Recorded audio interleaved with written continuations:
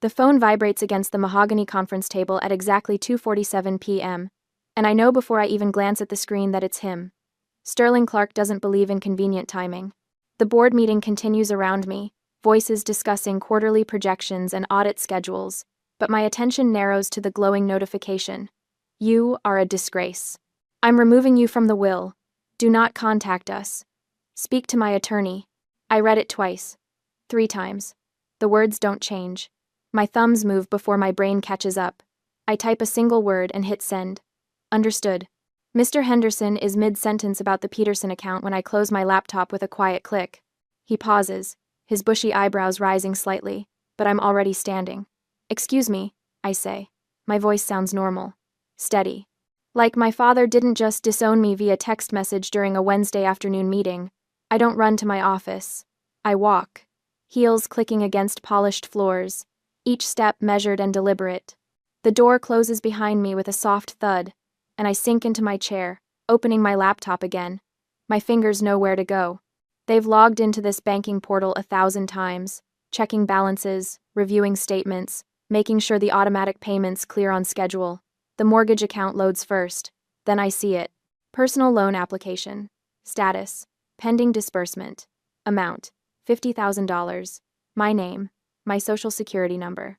My forged signature, clumsy and wrong in a way that would make any forensic accountant laugh. He didn't even try to match the slant of my letters. I pick up my desk phone and dial the number I have memorized. First National Bank, Fraud Department. This is Kevin speaking. This is Addison Clark. Account number 4,782 to 9,163. I'm filing an identity theft affidavit. I need all accounts secured immediately. This is a family member fraud situation. Kevin's voice shifts from routine to alert. Can you verify your date of birth and the last 4 digits of your social? I rattle off the information while pulling up my personal ledger. The spreadsheet opens, and there they are. 5 years of transactions, lined up like soldiers. $3,200. Every month. Without fail. 60 payments. $192,000 total. For the lake house. Grandmother's lake house. The one she left to all of us. The one my parents promised would be mine someday. Just keep making the mortgage payments, Addison. We'll transfer the deed when we retire. You'll have your sanctuary. Your peace. Except I haven't been allowed to visit in 6 months. Airbnb guests, my mother said. Can't interrupt paying renters. So sorry, sweetheart. Maybe next month. The photoshopped property tax bills arrive quarterly. I've filed them all. Organize them by date, because that's what I do. I'm responsible. I'm the rock. I'm the walking ATM. The memory surfaces without permission. I'm 16 again, standing in our kitchen with 2 paychecks in my hand. One from the grocery store, one from the tutoring center. My father's hand on my shoulder, warm and approving. Addison understands duty, he'd said to my mother. She's helping with Preston's tuition. She knows what family means. Preston. Golden child Preston, who'd needed help with college because his grades weren't quite good enough for scholarships. Preston, who now drives a BMW he can't afford and lives in a condo that's perpetually between investments. Kevin is still talking, confirming the fraud alert, explaining the investigation process. I make appropriate noises while opening my email. There's one from 2 days ago, sender. My neighbor Tina. Subject line. FWD. Ring camera from Tuesday night. The video loads. My parents' front porch. Evening light fading to dusk. My father stands with a cigar, smoke curling upward. My mother appears beside him, wine glass in hand. Their voices are clear. Addison is just a walking ATM, Sterling says, tapping ash into the planter. She's so desperate for approval she'd pay for the air we breathe. My mother laughs. Actually laughs. It's a good thing she believes the Airbnb lie. If she knew we sold the lake house to the Millers 6 months ago to cover Preston's bookie debts, she'd cut us off. The video ends. I sit very still. My hands rest flat on my desk, palms down, fingers spread. The office is quiet, except for the hum of my computer and the distant murmur of voices from the hallway. I'm not unloved. I'm defrauded. The distinction matters. Love is messy, complicated, sometimes cruel in ways that can't be quantified. But fraud has evidence. Documentation. Patterns. Fraud can be prosecuted. I open my forensic accounting software, the same program I use for corporate investigations, for tracking money laundering and embezzlement schemes. My fingers hover over the keyboard for just a moment before I start typing. Sterling Clark. Known associates. Financial transactions. The first search returns results immediately. Shell companies. Wire transfers. Patterns that look wrong even at first glance. My phone buzzes again. Another text from Sterling. Your mother is very upset. You've always been selfish. I don't reply this time. Instead, I screenshot the message and save it to a new folder on my desktop. I title it, Evidence. Evidence. Then I lean back in my chair and whisper to the empty room. Let's see what else you've been hiding. The office is dark except for the glow of my 3 monitors. It's 2:47 a.m. I know this because I've been watching the clock in the corner of the screen tick forward for the past few hours. Each minute another transaction analyzed. Another thread pulled. My coffee went cold around midnight. I don't care. The forensic software I use for corporate fraud investigations hums quietly, processing the data I've fed it. Sterling Clark's banking records. Preston's accounts. Wire transfers, deposits, withdrawals. The same tools I use to catch embezzlers and money launderers, now pointed at my own family. The pattern emerges slowly, then all at once. Preston's checking account shows deposits every 2 weeks, always cash, always between $9,200 and $9,800. Never over $10,000, because $10,000 triggers automatic IRS reporting requirements, and whoever taught Preston about smurfing clearly knew what they were doing. I pull up my calculator. 18 months of deposits. The total makes my stomach clench. $170,000. I screenshot everything. Each transaction gets its own file, labeled with dates and amounts. My fingers move automatically, muscle memory from a decade of building cases against people who thought they were smarter than the system. The wire transfers are next. Sterling's business account shows regular payments to something called Sterling Consulting Group, LLC, Delaware registration. I run the business entity search, and the address appears on my screen. 1247 Industrial Parkway, Wilmington, Delaware. I switch to Google Earth. The satellite view loads, and I zoom in slowly, watching the pixelated image sharpen into clarity. A strip mall, faded awnings, cracked parking lot. And there, in the corner of a building that looks like it last saw maintenance during the Reagan administration, a rusted P.O. box service. Sterling Consulting Group doesn't have offices. It doesn't have employees. It's a piece of paper filed with the state of Delaware, existing only to receive wire transfers and disappear money into accounts I haven't traced yet. I open another window. The Veterans Memorial Fund financial statements are public record, posted quarterly on their website. I download every PDF from the past 2 years and start cross-referencing dates. Wire transfer from Veterans Memorial Fund checking, the 15th of March 2024, $8,500. Cash deposit into Preston's account, the 18th of March 2024, $9,200. My jaw tightens. Wire transfer from Veterans Memorial Fund, the 22nd of July 2024, $12,000. Cash deposit into Preston's account, the 25th of July 2024, $9,800. Cash deposit into Preston's account, the 26th of July 2024, $2,100. They split the larger amounts, smurfed them into digestible pieces that wouldn't raise flags, and every single deposit traces back to withdrawals from a charity fund meant for disabled veterans. I create a new spreadsheet. 3 columns. Date, Veterans Fund withdrawal, Preston's deposit. The correlation is perfect.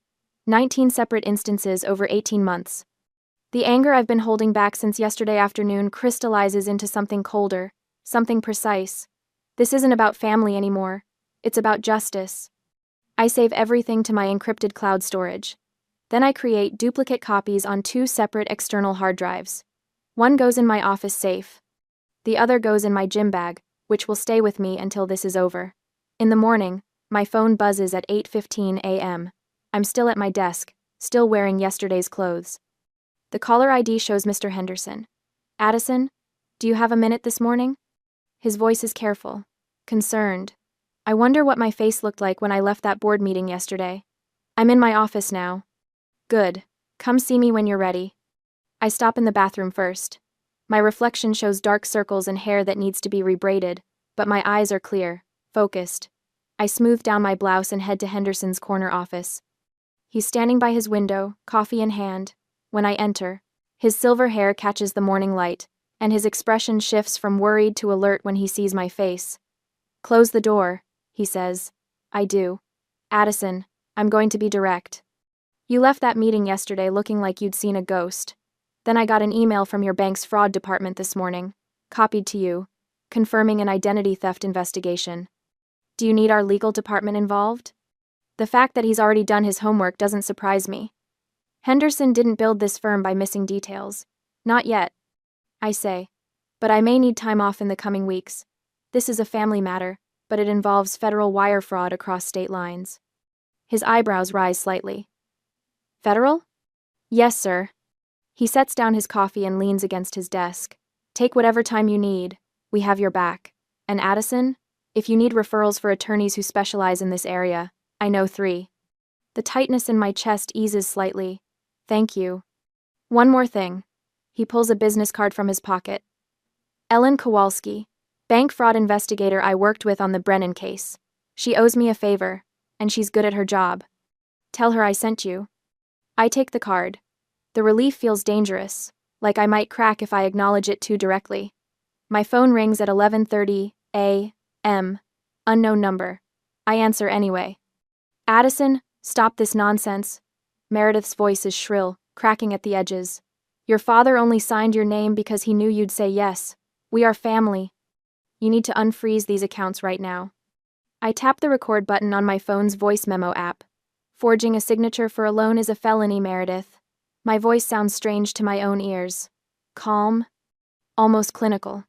And since you just admitted on this recorded call that you knew about the house sale and the fraud, you're an accessory. Save your tears for the indictment. I hang up. The voicemail notification appears 3 seconds later. I save it to my evidence folder with the timestamp clearly visible. The loan application gets officially denied at 2 p.m. The email from First National Bank includes a fraud flag notation that will follow Sterling's credit report for the next 7 years. At 4:30 p.m., I get a text from Preston. Just 3 words. This isn't over. I screenshot it and file it with the rest. By the time I leave the office at 6 p.m., every joint account Sterling and I shared has been frozen pending investigation. His credit cards are declining across Chicago.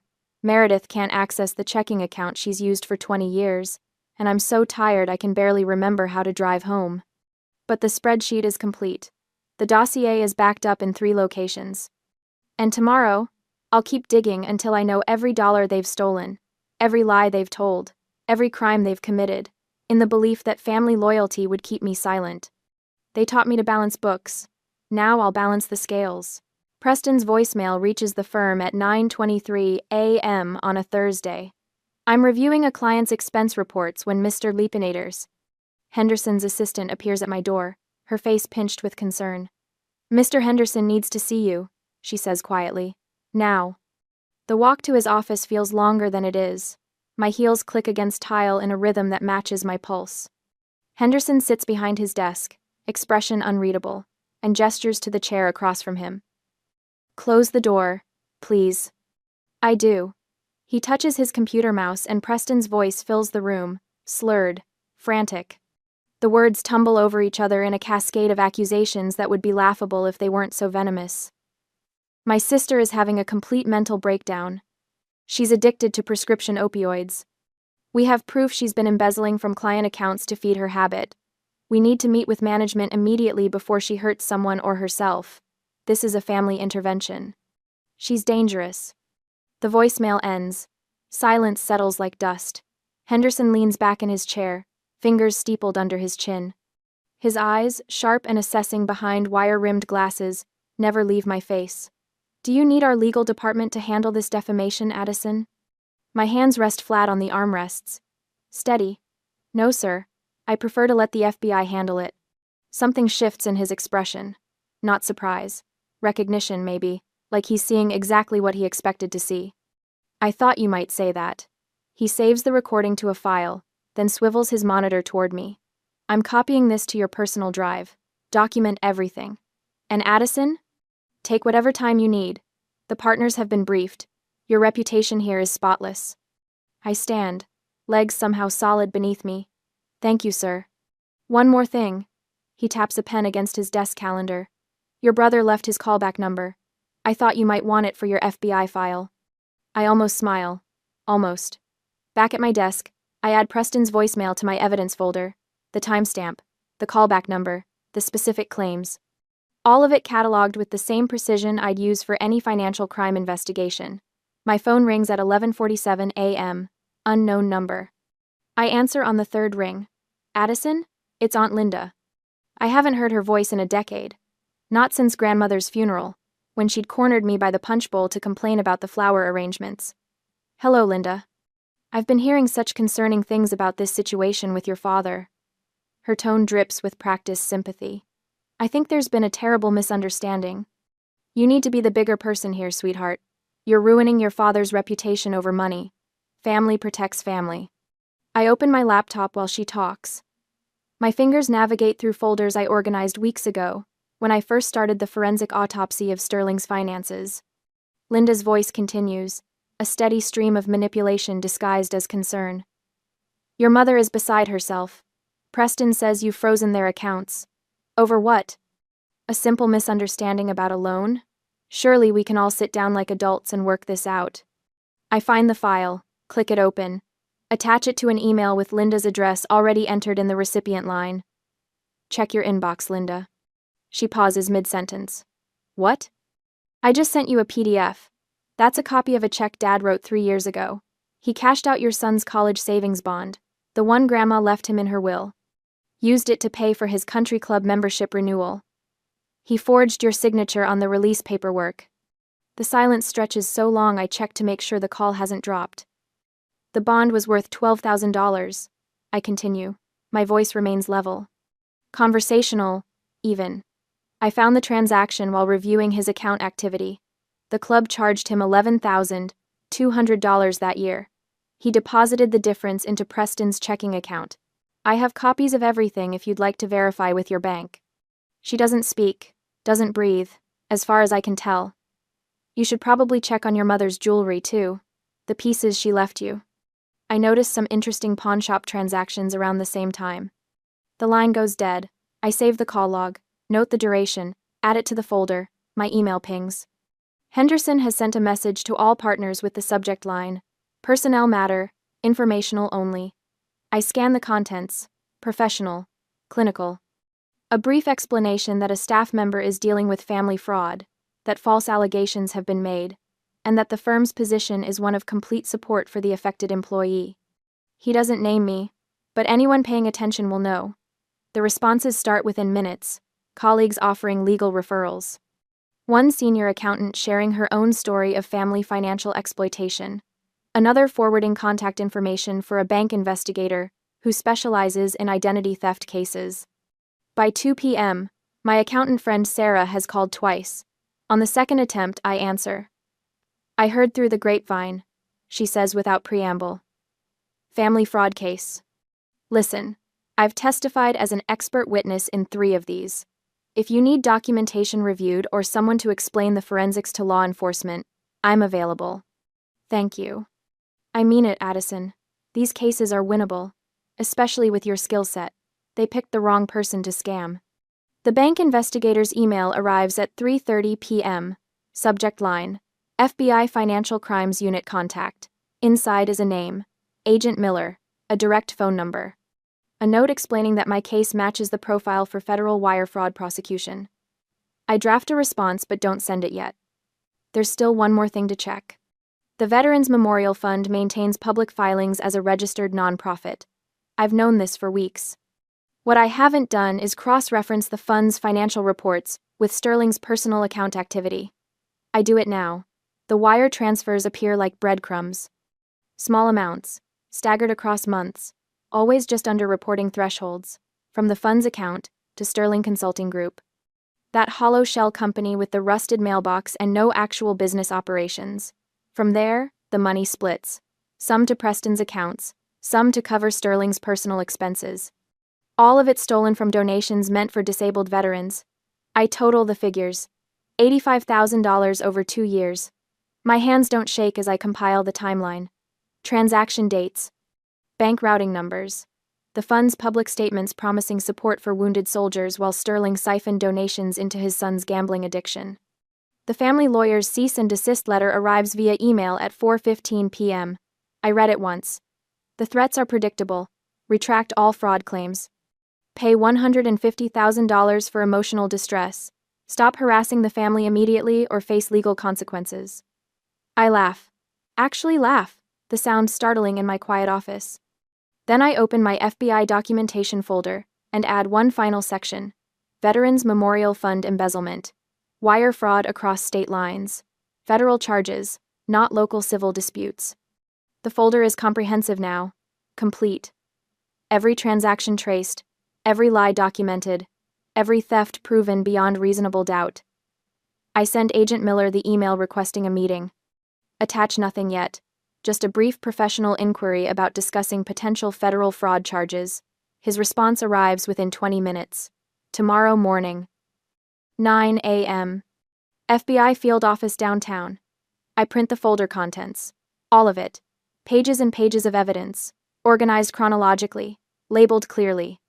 I place everything in a manila folder and write across the tab in permanent marker. Sterling Clark, wire fraud, identity theft, Veterans Fund, embezzlement. My office empties as colleagues head home. The sun angles lower through my window, casting long shadows across my desk. I sit with the folder in front of me, hands resting on either side of it. Tomorrow morning, FBI field office, Agent Miller. No turning back after this. I close my eyes and think of grandmother's lake house, the real one, before my parents sold it to cover Preston's debts. The dock where I used to sit with morning coffee, watching sunrise paint the water gold. The silence that felt like peace instead of punishment. They stole that from me. But they also made a crucial mistake. They stole from veterans. From people who sacrificed everything. People whose stories matter to federal prosecutors and juries and judges. I open my eyes and slide the folder into my briefcase. Tomorrow morning, I walk into that FBI office and hand over everything. Tomorrow, the walking ATM stops making deposits and starts making withdrawals. The following day, Agent Miller closes the folder and looks at me across the metal desk. 3 hours have passed since I walked into this FBI field office, and my coffee went cold somewhere around hour 2. The fluorescent lights buzz overhead, the same relentless hum I've heard in every government building I've ever entered. This is federal wire fraud with aggravating factors, Miller says. His voice is flat, professional. Veterans Fund involvement elevates priority. I hand him the encrypted drives. 2 of them, both containing identical copies of everything. 5 years of transactions, shell company formations, wire transfer receipts, forged signatures. The kind of evidence that makes prosecutors salivate. We'll open a formal investigation within 48 hours, Miller continues. He's younger than I expected, maybe 40, with the kind of exhausted eyes that suggest he's seen too many families destroy each other over money. You should prepare for your family to escalate when they realize what's happening. I almost laugh. They've already disowned me and tried to take out a loan in my name. How much worse can it get? Miller doesn't smile.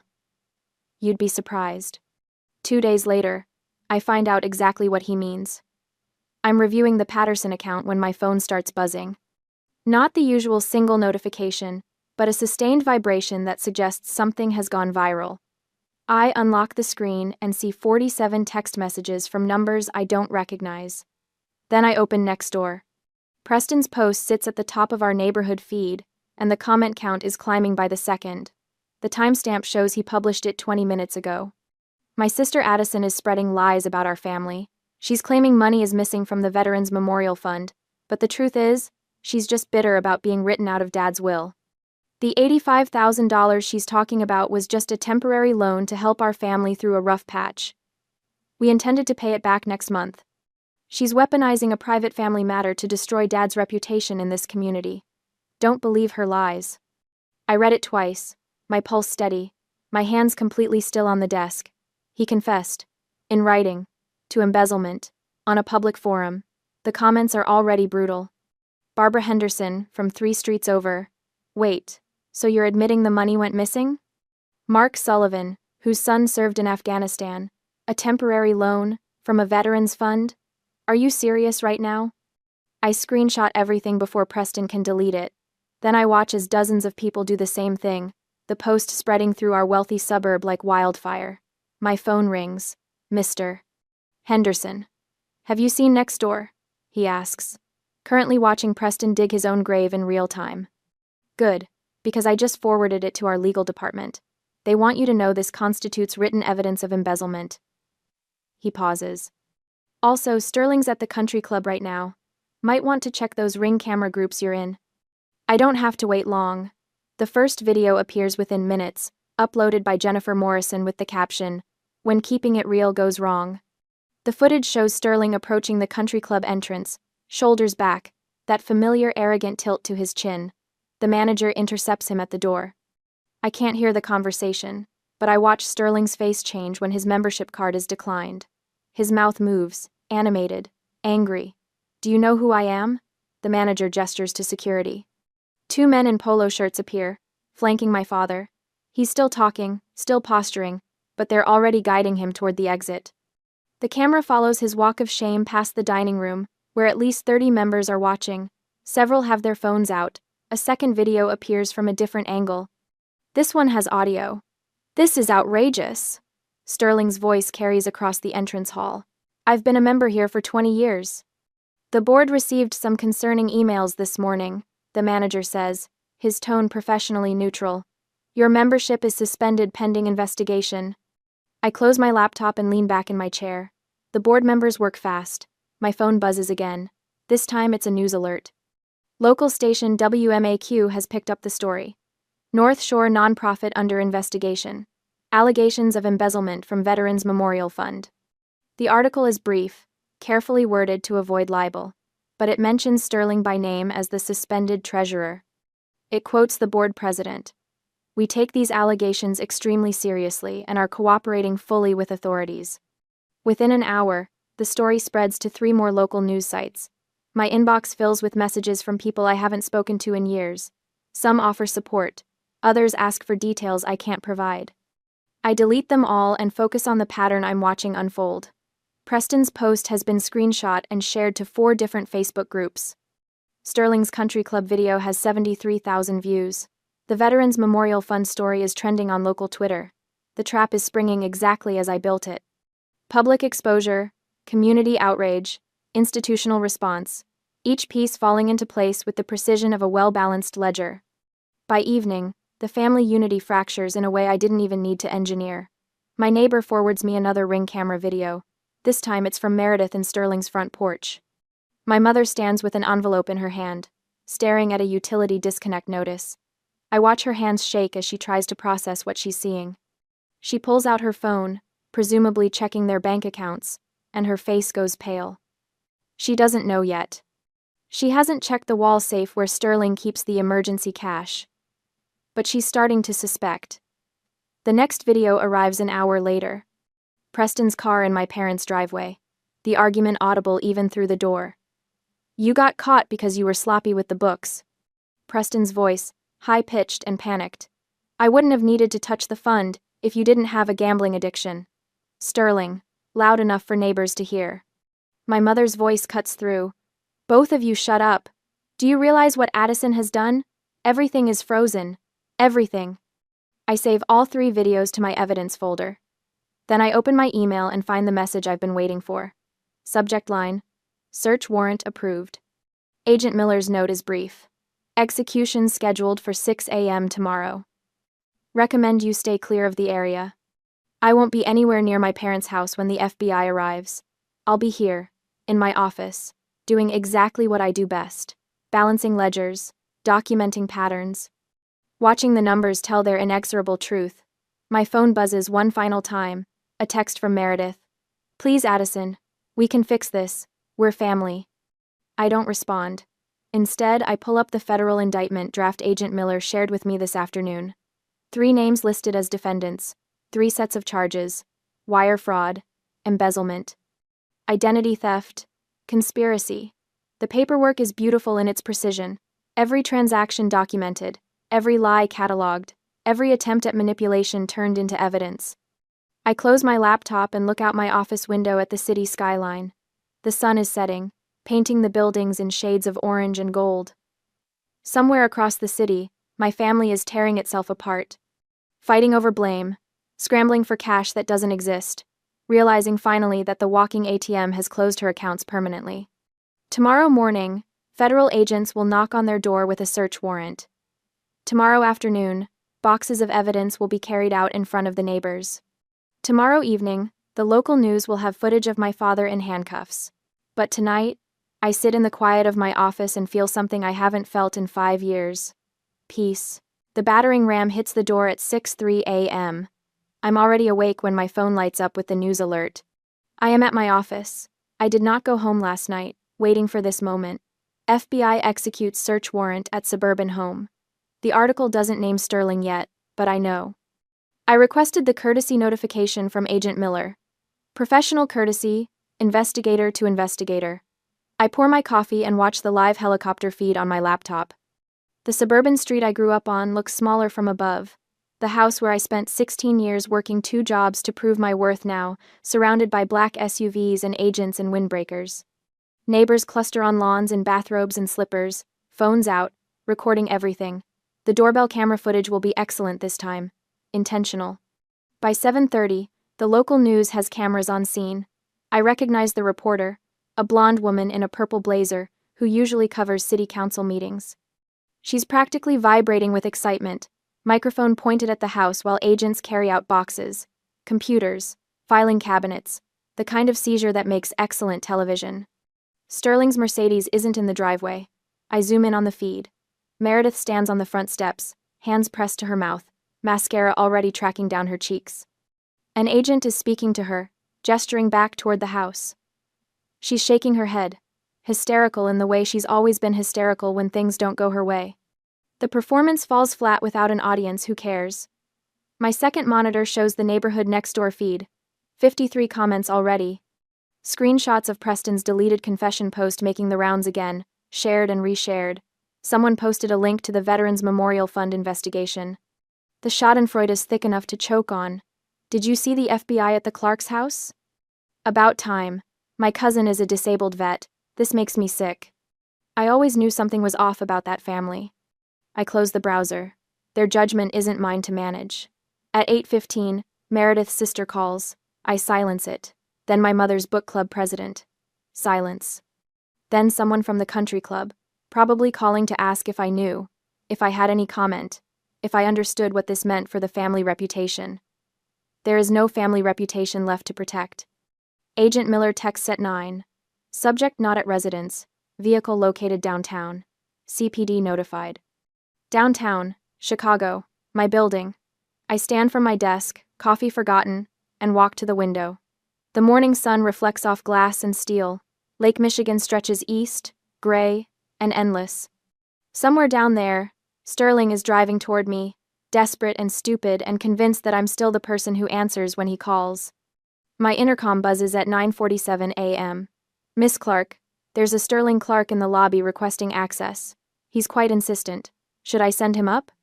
I pull up the lobby camera feed on my phone. He looks destroyed. Shirt untucked, hair wild, eyes red from crying or rage, or both. He's pressing the call button repeatedly, leaning into the intercom speaker like proximity will change my answer. Miss Clark? I'll handle it, I say. Alert building security, and call Chicago PD. Tell them there's a trespasser who's refusing to leave. I switch to the intercom channel, watching him through the camera. His mouth moves before I press the button, already pleading with a speaker that isn't transmitting. Mr. Clark, I say. My voice echoes through the lobby. He jerks upright, searching for the camera. I have alerted building security and the Chicago PD of a trespasser. You have 2 minutes. Addison, his voice cracks. Please, you have to fix this. I'm your father. I open my Files app and select the PDF my attorney emailed this morning. Federal indictment, 19 pages. My name listed under victim witnesses. I airdrop it to his phone. His pocket buzzes. He pulls out the device with shaking hands, squinting at the notification. I watch his face drain of color as he opens the file, scrolling through counts of wire fraud, identity theft, embezzlement. The FBI is tracking your phone's GPS right now. I say through the intercom. I suggest you leave. He looks up at the camera. For a moment, I think he might cry. Instead, his expression twists into something ugly and familiar. Rage. The same rage I saw at 16 when I suggested maybe Preston should get a job instead of another loan. You're destroying this family, he shouts. Everything I did was for us. For you. Sirens wail in the distance, growing closer. Goodbye, Sterling. I disconnect the intercom and watch him run. He makes it 2 blocks before 3 squad cars corner him against a boutique storefront. The takedown is professional, efficient. Hands behind his back, Miranda writes delivered on a sidewalk where tourists stop to film. My phone rings. Agent Miller. We have him, she says. Preston was arrested at his residence 20 minutes ago. Your mother is being questioned as a potential accessory, but we're offering a cooperation deal. The evidence? Solid. The dossier you provided was instrumental. We've got transaction records, wire transfers, the smurfing pattern. The Veterans Fund fraud alone is enough for serious time, but combined with the identity theft and your testimony, this is airtight. I sit back down at my desk. My coffee has gone cold. The grand jury convenes next week, Miller continues. We're expecting indictments within 2 weeks. Multiple counts for your father, conspiracy and money laundering for your brother. Your mother will likely face reduced charges if she cooperates fully. Thank you, Agent Miller. Miss Clark? She pauses. You did the right thing. I end the call and open my personal ledger one final time. 5 years of payments. The money never deserved. I highlight the entire column and press delete. The cell is empty now. Just a header and blank space below. I save the file and close my laptop. Outside my window, Chicago continues its morning. Traffic flows. People walk. The sun climbs higher. Everything moves forward while Sterling sits in a police car, finally facing consequences he spent decades avoiding. My intercom buzzes again. Miss Clark, the police have removed the individual. Is there anything else you need? No, I say. Thank you. I pick up my cold coffee, dump it in the sink, and brew a fresh cup. There's a Peterson account review at 10, and a team meeting at 11. Work continues. Life continues. The ledger is balanced. The federal courthouse smells like old wood and nervous sweat. I sit 3 rows back, hands folded in my lap, watching Sterling shuffle into the courtroom in an orange jumpsuit that hangs loose on his shrinking frame. He doesn't look at me. Preston sits on the opposite side, eyes fixed on his shoes. Meredith isn't here. Her plea deal came with conditions. 6 months. That's how long it took for the system to grind through depositions, plea negotiations, and sentencing hearings. 6 months of sleeping through the night for the first time in years. The judge calls my name. I walk to the podium, my heels clicking against marble floors. The courtroom is packed. Veterans groups fill the back rows, their faces weathered and hard. Local news cameras line the walls, red lights blinking. I unfold my statement. The paper doesn't shake. Your Honor, members of the court. I begin. My voice carries without effort. I didn't lose a father in this process. I lost a liability. Sterling's head snaps up. Our eyes meet for the first time today. I don't look away. For 5 years, I paid $192,000 toward what I believed was a family obligation. The truth is, I was funding my brother's gambling debts while my parents pocketed the difference. They forged my signature. They lied about property they'd already sold. And when I discovered the truth, they tried to destroy my career, rather than face consequences. I fold the paper and step back. The judge nods, makes a note, and begins reading the sentences. Sterling, 5 years in federal prison for wire fraud and identity theft. Preston, probation, permanent felony record, restitution payments he'll never finish. Meredith, house seized, now living in state-subsidized senior housing 40 minutes from anyone she knows. The gavel falls. It sounds final. 3 weeks later, I sit on my own dock drinking coffee as the sun rises over water that belongs to me. The deed arrived yesterday, my name printed in neat black letters. No co-signers, no hidden clauses, just Addison Clark, sole owner. The cabin is small. 1 bedroom, a kitchen with mismatched cabinets, a porch that needs new boards. I bought it with the money I saved. No more $3,200 monthly payments. No more photoshopped tax bills. No more checking my bank account 3 times a day, waiting for the next forged signature. This lake is different from grandmother's, quieter. No memories of childhood summers or family promises. Just water and trees and the occasional loon calling across the surface. The silence used to hurt. When my mother would go days without returning calls, when my father would sit across from me at dinner and talk only about invoices and interest rates, that silence felt like punishment, like I wasn't worth the effort of conversation. This silence heals. I open my journal, the leather cover soft from handling. The pages are full now. Months of processing narcissistic family dynamics with Dr. Morgan, writing down revelations that felt obvious in hindsight but impossible to see while living them. I write, love isn't measured in dollars. Duty doesn't mean doormat. My phone buzzes. A text from Mr. Henderson.